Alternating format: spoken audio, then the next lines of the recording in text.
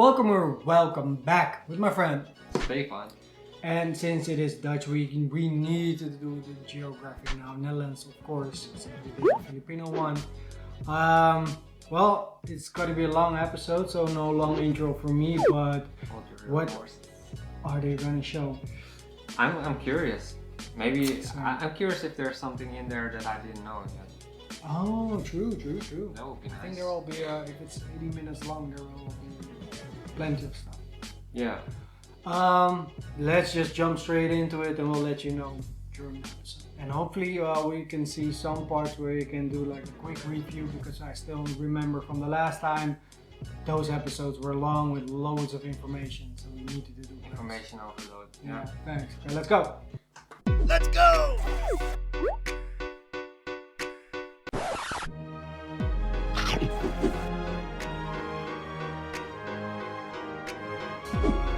Do it.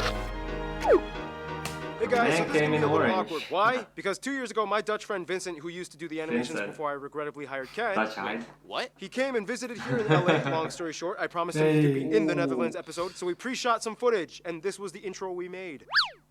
I flew over. This guy, a real Dutchman, say hi to Vincent. Right here. Hey, Vincent. Hey, look. Vincent, I know the Dutch are tall, but just step down from the box, okay? Just step down. Get a your box then. Oh, this episode is on the Netherlands. It's time to learn geography. No! Everybody, I'm your host, Barbs. Now, there are many countries that deal with water issues. Some lack water, some have too much water, and some, like the Netherlands, have bridled the wild stallion and have learned how to control the water and use it to their advantage. Water is probably the most powerful element in the Netherlands, and without it, they would be, I don't know, pretty useless. So what do you say, 2016 Vincent?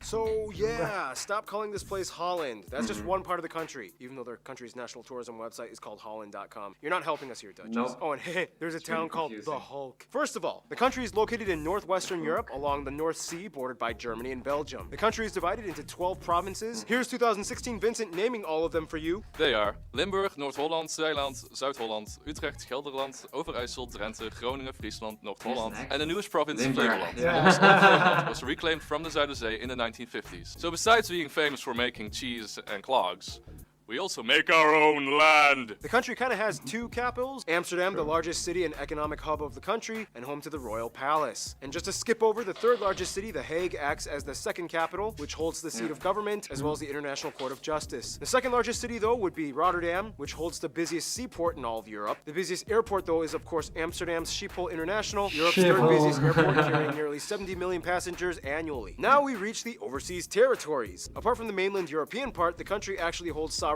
over 6 other island entities in the Caribbean, remnants of the colonial past. These are collectively called the Dutch Caribbean. And here's where it gets a little confusing. Technically, the Netherlands is a country made up of 4 countries, the mainland Netherlands, as well as 3 other constituent countries, kind of like what Wales and Scotland are to the UK. They are Aruba, Curacao, and Saint Martin, which is actually half of an island shared with the French overseas territory of the same name, but in French. This means that this one island is the only area which the Netherlands technically borders France. These guys hold a high level of autonomy, they can have their own constitutions and currency. Otherwise, the remaining 3 islands are Bonaire, St. Eustatius, and Little Saba, which by the way has the shortest airport runway in the world. These 3 fall under the title of special municipalities and do not belong to any province. They are directly controlled by the Dutch government. However, in 2011, they decided to switch currencies and adopt the US dollar. All these islands lie in the subregion known as the Lesser Antilles. Aruba, Curacao, and Bonaire are usually referred to as the ABC Islands, lying in the subregion of the Leeward Antilles, whereas St. Eustatius, Saba, and St. Martin, usually called the SSS Islands, are located in the subregion of the Leeward Islands. Keep in mind, at one point, all 6 of these islands were called the Netherland Antilles and operated collectively as a single constituent country, with the capital at Willemstad in Curacao. They even competed separately in the Olympics. With the exception of Aruba, who had autonomy in 1986, it wasn't until the early 2000s when they all voted for their future, and it kind of went like this. Okay guys, you have 4 options for your future. Choose wisely. You can have closer ties to us, remain just as you are in the Netherland Antilles, autonomy as a constituent country within the Kingdom of the Netherlands, or you can opt for complete independence as a new nation and break away from us.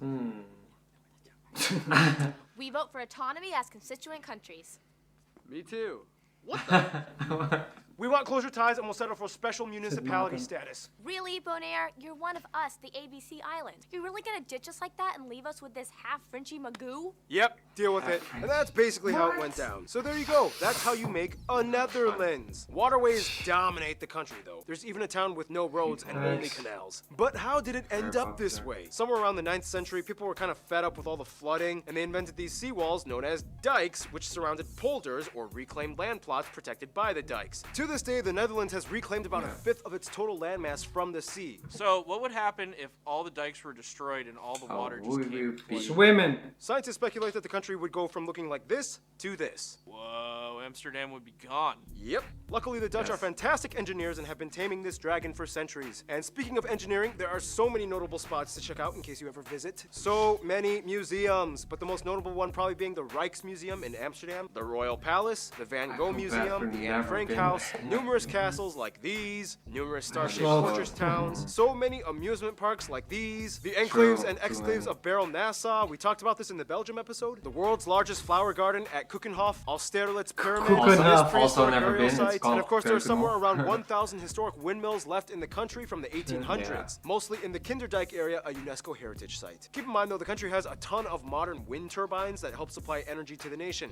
a topic that will be discussed in Greek philosopher Pythias visited in the 3rd century BC, and he said about this place, more people have died in the struggle against water than in the struggle against men. The Netherlands is really unlike any other country in Europe because in order for them to even have physical land, a lot of work has to go into it. For one, the country is the lowest country in Europe, elevation-wise. Over a quarter of the land and a fifth of the population lies below sea level, and about half of the land lies less than a meter above sea level. The lowest point actually being here at Zuidplaspolder, and the highest point of the mainland European part of the country at a small hill called Valsenburg, just over 1,000 feet or 322 meters high. However, in the entire kingdom of the Netherlands, the highest point would actually be Mount Scenery, a potentially active volcano on the island of Saba in the Caribbean. Back to mainland Europe. Within this complex system of waterways and canals, the famous Rhine River that goes through all of Europe and the longest in the country actually ends in Rotterdam. The largest body of water would be Lake or Bay Ijsselmeer, contained within the 22 highways. In order to manage all the flooding in the south, though, the Netherlands has undergone one of the largest engineering projects in modern history. The Delta Works is a series of massive elevated levees that close off sea estuaries, preventing flooding. They even have backup levees in case one down the line bursts. In the north, though, the Walden Islands act as kind of like natural barriers against the sea. All this land reclamation has left many of the inland areas exposed to what are labeled as the largest open sand drifts in Europe. Keep in mind, they are not deserts, but rather strange, wet, sandy plots in the middle of green shrubbery, a rare natural sight to come across anywhere in the world. So, in a nutshell, the entire country is basically one big river delta. We should hang out sometime. Whew, so that's just about it for now. I gotta get my triple shot of espresso break, which means we need a guy who knows a few things. Besides all the water chaos, the Netherlands is quite a powerful nation considering its size. They rank in the top 20 largest world economies, usually around 17th or 16th place, and they rank somewhere in the top 5 to 10 largest exporters on Earth. In fact, they have the oldest stock exchange in the world, dating back to 1602. Didn't that lead to like the whole tulip mania thing where people sold a single bulb for the price of like an entire ship? That was not the stock market, that was just a socio-economic phenomenon, and at its height sold for 10 times the annual wage of a skilled craftsman. Anyway, today, although they produce about 80% of the world's tulips and over half of the world's cut flower exports, their economy is mostly driven by the service and energy sectors. After the discovery of a natural gas field in 1959, the Dutch became a fuel powerhouse. The Shell company became the largest and most internationally recognized Dutch company in the world. Besides the petroleum industry though, the Dutch are well known for their electronics and tech innovation. The company Philips invented the audio tape, which helped pioneer other formats like videotapes, CDs, DVDs. Yeah, the company was Dutch, but keep in mind it was invented in Hasselt, Belgium. Oh, Belgium. We love you, but don't try to take this from us. Otherwise, the Dutch have made great strides towards environmental protection. It's not uncommon to find animal crossing bridges to allow wildlife to cross over highways. Over 70 mammal species exist here, such as hares, hedgehogs, stoats, and deer. In addition, according to their government website, they produce over 65 million euros in vegetable, fruit, flour, meat, and dairy products. Speaking of which, the modern orange-colored carrot was originally bred orange here in the Netherlands to specifically honor the king. Since then, orange carrots are now kind of an international staple. And speaking of which, Food. Some top notable dishes you guys, the Dutch geography Go for it, suggested we mentioned include things like various types Stamp of on. stamppot, Dutch pancakes with powdered sugar, apple tart, Hit a battle. split pea soup, rookworst, stroopwafels. So many potato dishes, brined herring and smoked eel. Gin was invented here. Sorry, Brits. For breakfast, Sorry, chocolate sprinkles Brits. on toast is common. And the pride and joy of the nation, Gouda cheese. Yep, that's how you Gouda. pronounce it, guys. Not bad, Oh, and actually. keep in mind, they used to be the largest beer exporters in the world, Heineken being their top brand until Mexico beat them in 2010. Oh wow, cool. It's also important to note that you will probably find lots of Indonesian and Surinamese dishes like satay or salted Ugh. cod buns. A little cultural cue that hints towards the colonial past, which brings us to... Graphics. Thank you, Noah. Follow him on Instagram. Follow on Instagram. Yep. The real Noah. Okay, that just happened. Now, in Europe, you have all different types of people that operate with all different customs and ideologies. Right. Here, they have two sayings that kind of sum up how a lot of their country operates. Meten is weten, and gezelligheid kent geen tijd. How was that, Dutch? Not bad. Terrible? Good? Not bad. Well, you're gonna get what I give. Coziness. Anyway, the country has about 17.5 million people and is the most densely populated nation in Europe. About 77% of the population identifies as Dutch, to whatever extent that may mean, whereas 10% are other Europeans, and the remainder are made up of other people groups, mostly Turks, Indonesians, as well as the Surinamese, and surprisingly, even some Americans. They use the euro as their currency, they use the type C and F plug outlets, and they drive on the right side of the road. Now, we all know that Dutch is the official language of the Netherlands. However, if you speak English, you should have no problem at all visiting. Facts. Netherlands has the highest proficiency in English out of any non-English official country in the world. Somewhere around 9 out of 10 Dutch people claim they can comfortably speak English, and around 94% of the country is in some way bilingual. Geography Anna told me a joke. Many times, Dutch kids will ask their parents, Hey mom, Yes, honey. why do we have to learn English, but the British don't have to learn Dutch?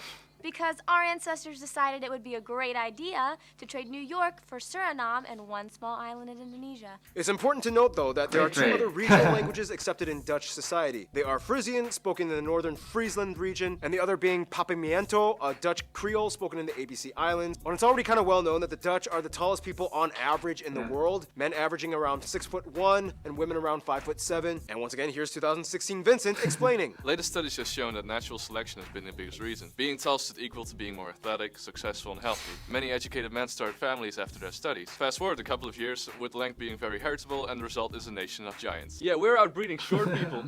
Religion in the Netherlands is Kinda interesting because aggressive, historically but- they used to be predominantly Christian, mostly Protestant, but today about half the population identifies as unaffiliated, which depending on who you ask could be anything from the largest unaffiliated group, agnostics, at about 34%, to the growing number of eiatists at around 28%, which is kind of like a technical term for spiritual but not religious. Otherwise, Islam at about 5% of the population is mostly practiced by Turkish and Indonesian communities. Christianity, although not practiced regularly by most of the people, still plays a heavy cultural role in the Netherlands. Holidays like Christmas, Easter, Pentecost, and Ascension are still celebrated by everyone in a Dutch manner. At one point, they were a vast empire that spanned across every inhabited continent. Australia was at one point called New Holland, New Zealand, named after the Zeeland province, Tasmania, named after this Dutch guy, New York was once called New Amsterdam, and so on. Otherwise, what is the Dutch way of doing things? Many of you guys, the Dutch geography peeps, have told me there's a Dutch saying, act normal, which is ironic considering that they are almost anything but normal. Hold And up. here's random Hannah to explain culture stuff.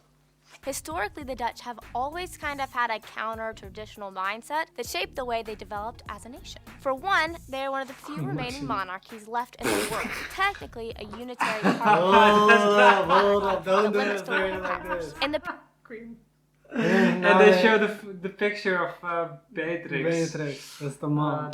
Yeah, that's Willem-Alexander's mom. Oof. Tough, And now man. on this picture, it is Yeah, this correct. is the family. The family. The current royal family. That was funny. Alright. people generally like their king. He even has a holiday to himself, and the entire country wears the national color of orange. Of course, Yeah, the this was country is known before for that being as well, a because it frontrunner in was from passing Queen. what many in the world see as Queen's Day. controversial Queen's Day laws. was They were the actually first better. country to legalize same-sex marriage. They have regulated legal prostitution, euthanasia, and they have a policy of tolerance towards recreational soft drugs like marijuana. People 18 years or older are allowed up to 5 grams on them, otherwise it's a misdemeanor. They are world-renowned for excelling in field hockey, speed skating, and volleyball teams. Sailing is, of course, one of their longest pastimes. They even have a huge festival once every 5 years called the Sailed Amsterdam Festival. For some reason, it's common for people to give birth in their own homes as opposed to a hospital. About 1/3 of all babies are born this way. I did not know. What about I those was born clog in things? hospital. Ah, I didn't yes. know. Well, in the past, they actually served a very useful purpose. They were worn by farmers, fishermen, and artisans in the past to protect their feet from nails, fish hooks, and other sharp objects. Today, they are mostly sold as souvenirs, and very few people actually wear them, but they're pretty cool. Farmers Hey, still, Anna, still what's use up them. with all those spinny windmill thingy-mabobbers? Ah, yes, the iconic symbol of the Netherlands. Well, many of these historic windmills were actually used to pump out excess water to reclaim the land that they now use for farming, all before electricity. And as for music, Actually, I got this one. Barb said I could have my own segment in the show now instead of just You being can a have it, one-liner bro. guy. Yeah, that's right. Keith has been upgraded, so yeah. well, enjoy it. Well, that just happened. Again. I guess everybody has superpowers now. Historically speaking, the Everybody's Dutch contributed super much to the Baroque period at the end of the Renaissance, with numerous composers, organ players, and vocalists rooted in Christianity. Traditional clog dancing was also a cool way to add percussion to folk music in rural areas. Today, however, even though there are many genres the Dutch enjoy, electronic music reigns supreme. Most of the best well-known DJs in the EDM scene across the world are from the Netherlands. And the Amsterdam Dance Always Event, average, yeah. ADE, is the world's top and largest electronic music conference. Yeah. So if you come out here, get ready to get shocked with some musical electricity. Thank you, Keith. And speaking of the development of the Netherlands over time, let's talk about history in the quickest way I can put it. Hamburg and Bronze Age cultures, Iron Age with Celt and Germanic groups, Gallic Wars, the Romans come in, Frankish kingdoms, Charlemagne, blah blah blah. Friesland once had a Viking ruler, Lotharingia, Holy Roman Empire, confusing Burgundian and Spanish Habsburg and city-states, the Spanish takeover, Dutch revolt, 80 years of war against Yeah. Spain, this dude is a Yes. hero, Golden Age and Yes. stock market, Dutch East India Company, exploring years, Dutch Empire, Napoleon drama, Belgium breaks away, Luxembourg breaks away, World War I, relatively neutral, World War II, attacked by Germans, Oh, not neutral, decolonialism after the war, mining golden age, founding co-members of the European Coal and Steel Community, which would later become the EU, government encourages over 500,000 people to move out, Euro adopted, and here we are today. Some notable people you guys, the Dutch geography people suggest we mention, might include people like William of Orange, the first king, Michael de Ruyter, possibly the most famous painters, Vincent van Gogh and Rembrandt, Antony van Leeuwenhoek, Willem Barents, Leeuwenhoek? Abel Tasman, Leeuwenhoek. Anne Frank, Max Verstappen, Glennis Grace, Dick Bruna, these soccer players, these skaters, and of course the royal family. And of course there's so many others I could have mentioned. Of course I butchered all the pronunciations, but we're really running out of time. We gotta finish this. So without further ado, let's see who the Netherlands hangs out with.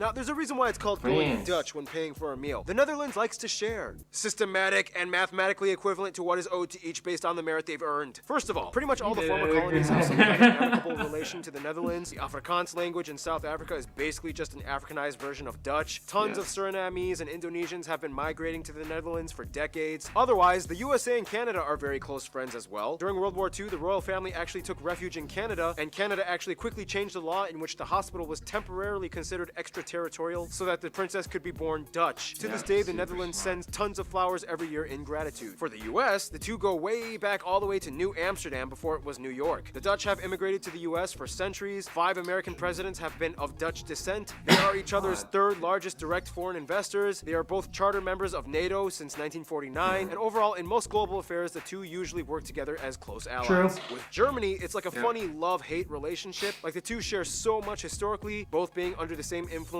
like the Western Roman Empire, the Franks, and even their first king, William of Orange, belonged to a German royal house. Then again, World War II was kind of like a jerk move, and the Dutch never really forgot about it. But nonetheless, they've moved on, and today things are fine. Germany is their largest trading partner, both in imports and exports. Many Germans and Dutch cross over and visit, study, live, and have families with each other's countries. When it comes to their best friend, however, almost every single Dutch person I have talked to has said their little brother they love picking fun on and calling stupid, Belgium. Or at least specifically the northern Flanders region of Belgium where the Dutch speakers are, and many see the Flanders region as just an extension of the Dutch realm. The royal families love each other. King William Alexander even bestowed the Knight Grand Cross to King Philip and his wife. Flemish and Dutch people have been intermarrying and cooperating side by side since the beginning, and even after Belgium's independence, they've still clung on as the only two Dutch official-speaking nations in Europe. And even then, Belgium is only half Dutch-speaking, so they really can't afford to sever ties. In conclusion, the lowest nation in Europe with the tallest people on Earth, and with centuries of discovery, invention, innovation, and tradition, it's no wonder why the Dutch say they keep their heads above water. Stay tuned, New Zealand is coming up next.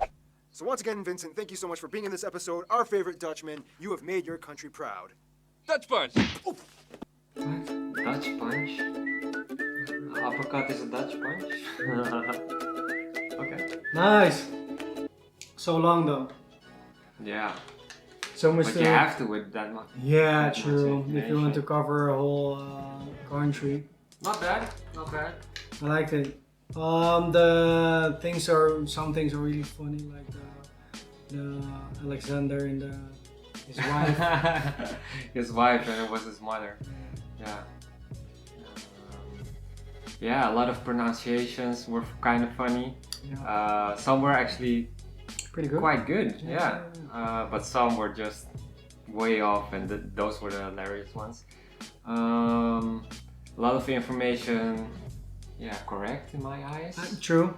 Yeah, the most important information, it's all in there, maybe a bit rushed some parts, but yeah, what can you do in 18 minutes?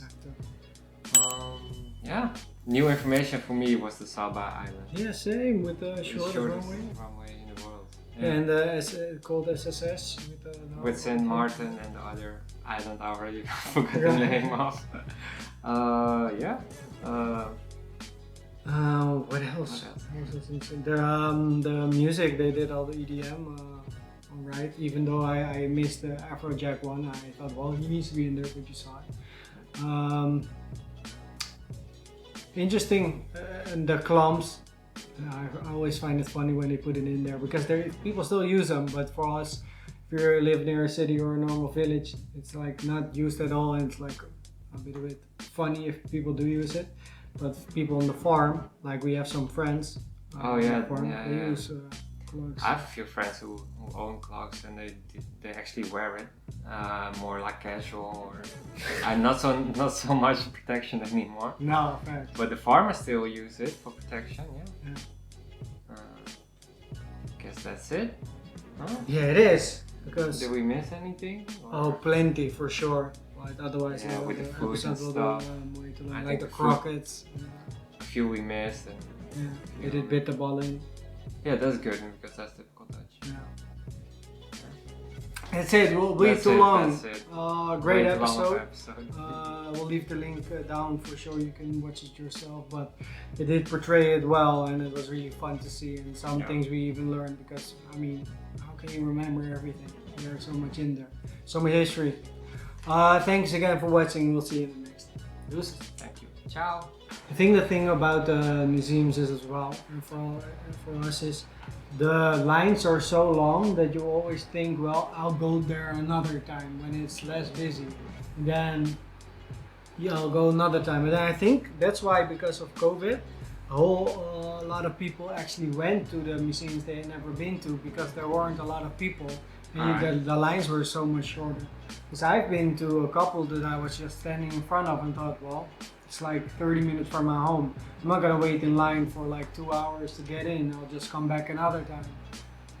And it will repeat itself. I went to the Rijksmuseum once and there was no queues, but I was way too late, like 4 o'clock, and they closed at 5. So I decided, should I buy the stick, 30 euros? Nah, maybe it's a waste of money, so I didn't. Well.